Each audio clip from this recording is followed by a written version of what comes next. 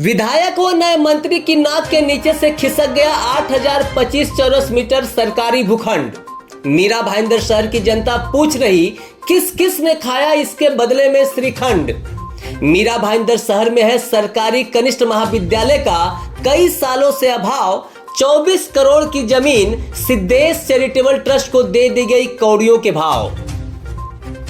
मी प्रताप इंदिराबाई बाबूराव सरनाईक ईश्वर साक्ष शपथ घेतो की महाराष्ट्र राज्याचा मंत्री म्हणून माझ्या विचारार्थ आणली जाईल किंवा मला ज्ञात होईल अशी कोणतीही बाब असा मंत्री म्हणून माझी कामे यथायोग्य पार पाडण्यासाठी आवश्यक असेल ते खेरीज करून एरवी मी कोणत्याही व्यक्तीला किंवा व्यक्तींना प्रत्यक्षपणे वा अप्रत्यक्षपणे कळवणार नाही किंवा त्यांच्याकडे उघड करणार नाही।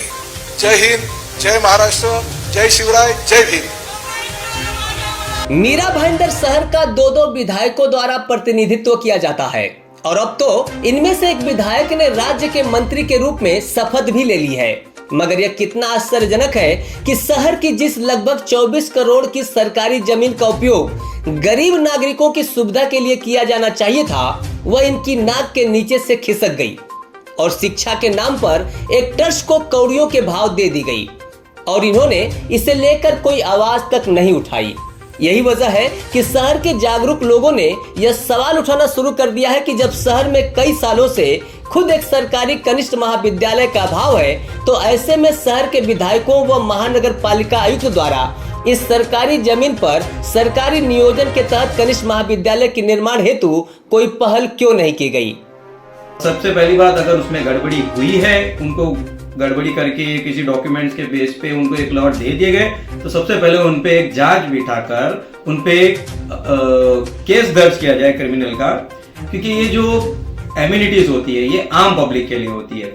नगर पालिका एमिनिटीज क्यों कोई रिजर्वेशन कोई डीपी प्लान बनाते वक्त उसमें लगाती है, ताकि हमारे लोकल लोगों को गार्डन्स हो गए, ग्राउंड्स हो गए, स्कूल्स हो गए, हॉस्पिटल क्यों लगाती है? लोकल पब्लिक के फायदे के लिए। तो नगर पालिका ने ना कि खुद बना के ये प्लॉट एक एनजीओ के लिए आवेदन आने पे देती है। ये एक बहुत बड़े सवाल का जवाब हमें मिलना चाहिए। तो मेरी एक रिक्वेस्ट है माननीय मुख्यमंत्री जी से कि इसकी उच्च स्तरीय जांच बिठाई जाए, एसआईटी बिठाई जाए और जितने भी रिजर्वेशन प्लॉट्स ऐसे एजुकेशन के जो एनजीओ को दिए गए उसकी जांच होनी चाहिए। यह बिल्कुल सही सवाल है कि जब मीरा भाईंदर के नए डेवलपमेंट प्लान को राज्य सरकार से मंजूरी नहीं मिल सकी है, तो फिर इससे पहले ही किसी सरकारी आरक्षित जमीन का आवंटन किस आधार पर कर दिया गया। बताते चले कि मीरा भाईंदर शहर के निर्माणाधीन स्वतंत्र कोर्ट के सामने वाली 41,780 चौरस मीटर एक सरकारी जमीन में 8,025 चौरस मीटर एजुकेशन एन्यूनिटी के लिए आरक्षित है, जिसकी सरकारी बाजार भाव के मुताबिक लगभग 24 करोड़ कीमत है। मगर इसे सिद्धेश चैरिटेबल ट्रस्ट नामक एक संस्था को मात्र लगभग 4.5 करोड़ में ही ठाणे जिलाधिकारी द्वारा आवंटित कर दिया गया है। सवाल यह उभरने लगा है कि ये सिद्धेश चैरिटेबल ट्रस्ट किसका है? ये किसी बड़े नेता का है और ये किसी थाने के नाम से ट्रस्ट, थाने में ट्रस्ट का रजिस्टर्ड एड्रेस है। तो बात यही है कि कुल मिलाकर मीरा भाईंदर के जितने भी एजुकेशन रिजर्वेशन प्लॉट से उसकी एक उच्च स्तरीय एसआईटी जांच बिठाई जाए कि ऐसे कितने प्लॉट के ऐसे एनजीओ को इतने कम भाव में दिए गए हैं। बताया जाता है कि इस जमीन के लिए सबसे पहले विहंग चैरिटेबल ट्रस्ट द्वारा निवेदन किया गया था, मगर जानकारी के मुताबिक उसे यह जमीन न देकर उसके बाद सिद्धेश चैरिटेबल ट्रस्ट द्वारा किए गए आवेदन को स्वीकार कर लिया गया। विहंग चैरिटेबल ट्रस्ट को अपात्र क्यों ठहरा दिया गया, इसके बारे में तो हम कुछ नहीं कर सकते, मगर आवेदन के मात्र 1 महीने के अंदर ही जिस तरह यह सरकारी भूखंड सिद्धेश चैरिटेबल ट्रस्ट को आवंटित कर दिया गया, वह एक बड़ा सवाल है।